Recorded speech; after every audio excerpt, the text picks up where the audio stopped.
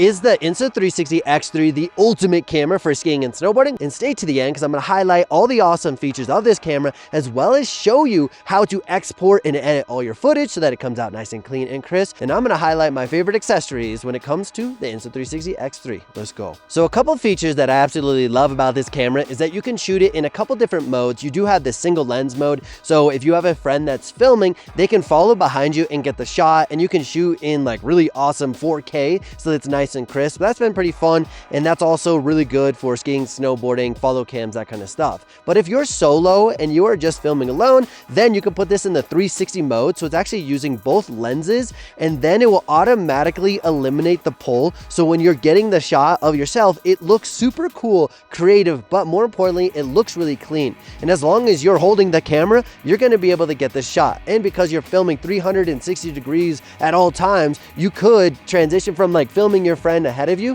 and then something really cool happened, then you can turn it back to yourself. But it's actually filming both scenarios at the same time, and then in post-production, which we'll cover in a little bit, you can actually edit the way you want, and you could have just your friend leading, and you can export just that full footage, and then you could export just the footage of me. So it's actually pretty cool to be able to have the flexibility in the post-production side of things, so you can become very creative, or ultimately just making sure you get the shot. Another really awesome feature of the Insta360 X3 is the me mode. You can just simply press the button, put it into me mode, and no matter where you are pointing the camera, it's always going to film back. Now, the upside to that is in the post-production side of things. I don't have to go in and do the keyframes. It's just exported, and the work's already done, and all you got to do is upload it to your phone and then put it on social media or wherever you want. And you do have to predetermine if you're going to film horizontal for YouTube or vertical for Instagram, TikTok, or YouTube Shorts. So you do have to predetermine that, but once that's determined, all the work is absolutely done. So there's definitely benefits of filming in the 360 mode or filming in the me mode. It just depends what kind of shot you're trying to get. And then you may be asking, how the heck is the battery? Well, these batteries are 1800 milliamps. These things are actually pretty big, and they've functioned extremely well in the cold weather. I've taken this camera to Japan. I've been at Copper, Colorado, where it's cold and it's 0 degrees out, but most importantly is it will function in cold temperatures. Some of the other cameras that I've used historically have struggled to even turn on when it's 30 degrees, let alone 0. And this thing only weighs 180 grams, meaning that it's not like tiring your arm out and your arm's getting tired. This thing feels very light, very nimble. Obviously, as you extend it, it's gonna have a little bit more swing weight to it, but it is very versatile and it's not heavy. Now let's dive into actually setting up your Insta360 X3 for skiing and snowboarding. But the very first thing you wanna do is pop out the battery and put your SD card in. You have no idea how many times I've showed up to the mountain, didn't have an SD card. So as a rule of thumb, now, every time I'm about to leave the house, I just turn on my camera, make sure there's an SD card and the batteries are charged. But you're gonna grab your micro SD card. You're going to find the little SD card slot that sits right about there, and you're gonna put it in. There is a text that says SD, so you know exactly where it needs to go. And one thing that I like to remember is that the logo of the actual SD card is going to face where the battery would go, so that you make sure you put it in the right way. And once you put it in, there is a spring-loaded mechanism, so make sure you take your thumb, press that all the way down so it's locked in, and you'll hear a little click, or you'll put it all the way in and it will just get locked in. So that's the very first thing. And then take your battery, pop it in. After that, I highly recommend, and this is just my personal thought process, is I turn the camera on, and then I'm going to go to the menu system right about here. As you can see that, I'm gonna go to the menu system and I'm gonna try to do this. So you go click this button, and then what I wanna do is format the memory card right away. So I've dumped all my footage off, and I wanna format it so that it's just properly prepared for the actual camera. You can scroll, and then you're gonna see a little spot that says SD card, and then you can just click that button and format your card. It literally takes no time at all. Now let's get oriented with how the actual camera works. Now on the outside, there is this little button right here, and that is going to be your power button. Go ahead and press that. It's gonna turn the camera on or off. And then I like to go through these menus and just understand the functionality of it. So you're gonna see here that there's this double folder one.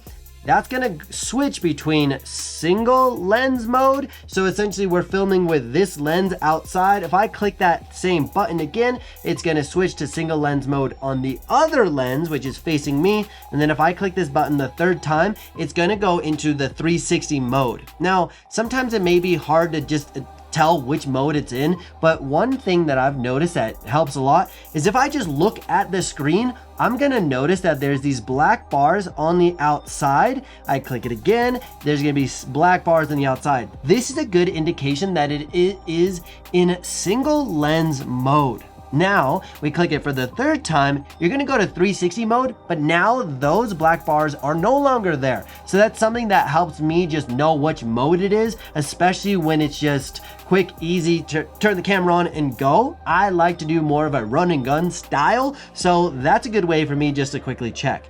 Then this button right here with the little circle, you might be able to check, woo, right there. So that little circle right there is going to be your record mode. Press that button, it's gonna start recording, and the best part is that you're gonna see this little red indicator up here on the screen, knowing that you're recording, as well as there's gonna be this flashing light.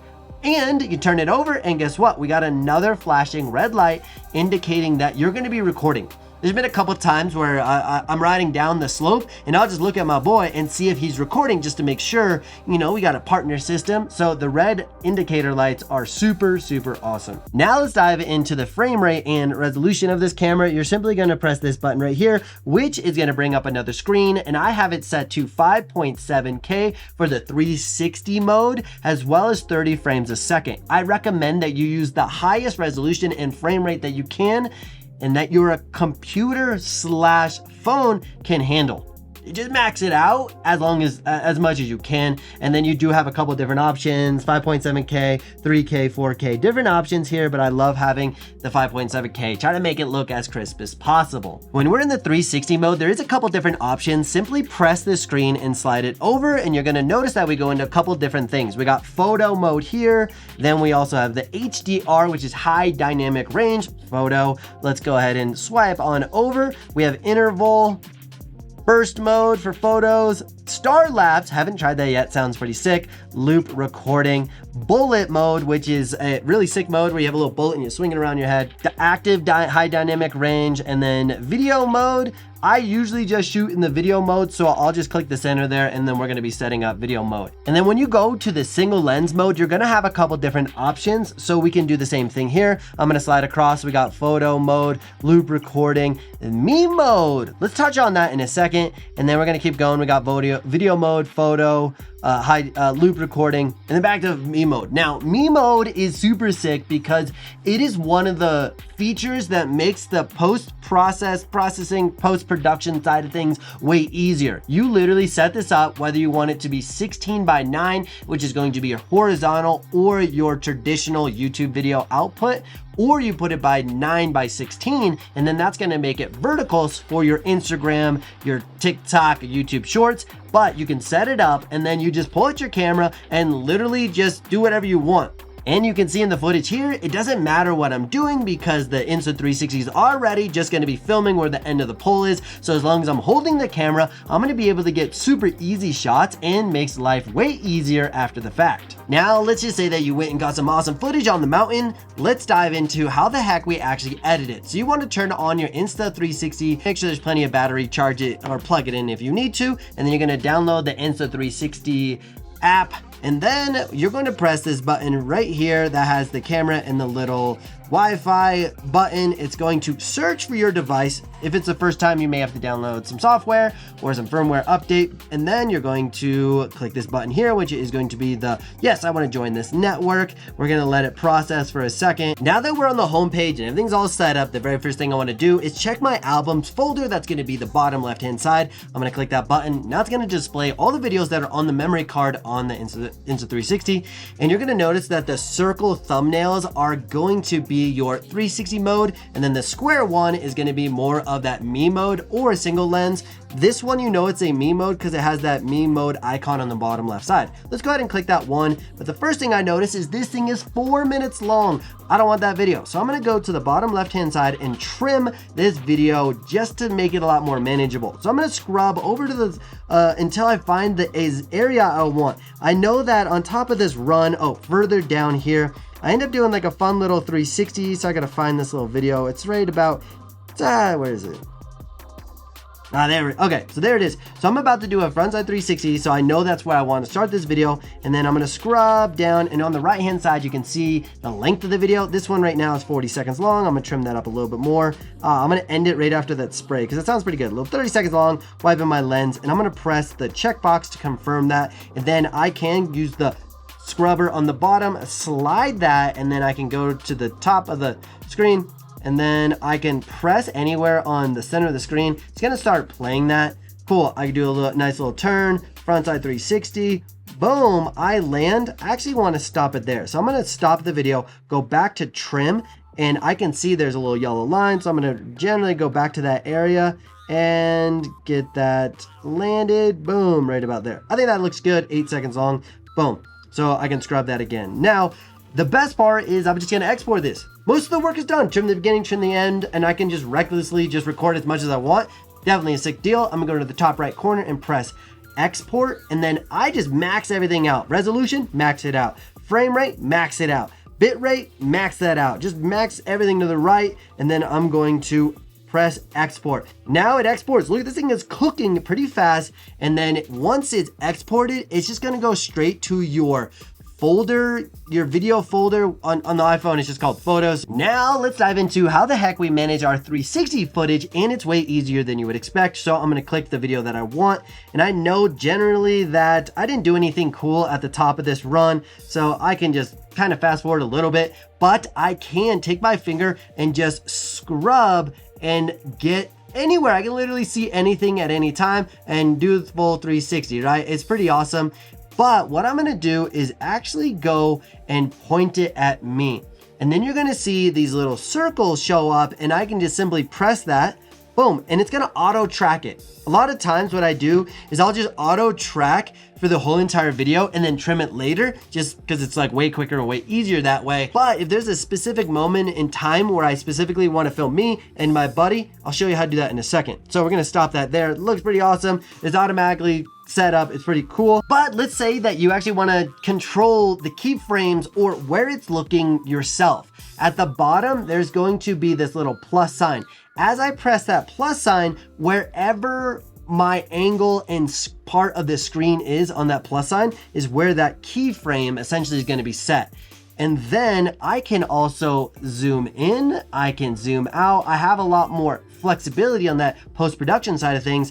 So I'm gonna actually do that. I'm gonna play the video a little bit, and then I'm gonna turn it a little bit, press another button, but I'm gonna zoom into my dude over here. Now this is not gonna be the smoothest because we're trying to do this pretty quick. And then all of a sudden I can pan from me and then set it to go to the next person. So it's gonna look like this. Press play, boom. That's actually really smooth. Big shout out to me and this app. And then I'm gonna play forward, and then I can tell it where it wants to go. I can zoom out a little bit as you see me doing now, and then I can press that same plus button, and then I'm set up. I'll press it one more time, but I kind of want to just film me now. So I'm going to just press the plus button. So now I'm just tracking me again, which is super sick. So you're going to be able to control exactly where you want to go. As a big helpful hint, when you're setting up keyframes, manage your keyframes to be smooth. If you're going from this angle here to this angle really quickly in a short amount of time, or the keyframes are pretty close, totally fine. Just know that it's going to be rapid. If you want something more casual, let more time happen between the first keyframe and the next keyframe, let's say 5 seconds, then it's gonna pan over and be smooth instead of rapid. But sometimes you wanna be rapid, sometimes you wanna be slow. So we definitely have the flexibility to do whatever you want, which is super cool. And then the same thing happens when I want to export this. I just go to the export button, turn everything up as much as I can, and then in this one I can export in 4K, and I'm gonna export, and then it's gonna do its thing. Now let's dive into some of the accessories that I recommend you get. But as a bonus, if you use the link down below, you actually get free accessories, just like this snow bundle, which comes with this helmet mount. This thing is pretty sick. Wait, right there. So you can get the helmet mount. You're also going to get a chest mount for free. Plus you get this selfie stick that is literally invisible, so you can get really sick shots, plus 11% off. So if you're looking for that, check out the link down below. Other accessories that I recommend you get is buy some batteries. You might lose one, or you might need them, or you forget to charge them. Having more batteries is definitely not a bad thing. But my number one recommendation is buy this dock where you can charge 3 batteries at one time. Literally pop them in, simultaneously charge it. This is a game changer so that you're not just plugging one battery in, charging it, and then have to wake up in the middle of the night and pop it out, charge another one, and then you forget to charge one. So I definitely recommend getting that. But comment down below if there's anything that I may have missed, and definitely let me know if you like this style of video by leaving the video a like. And I post a bunch of videos, so put post notification on, and my goal is to make you as awesome as possible. So on that note, we'll see you in the next video.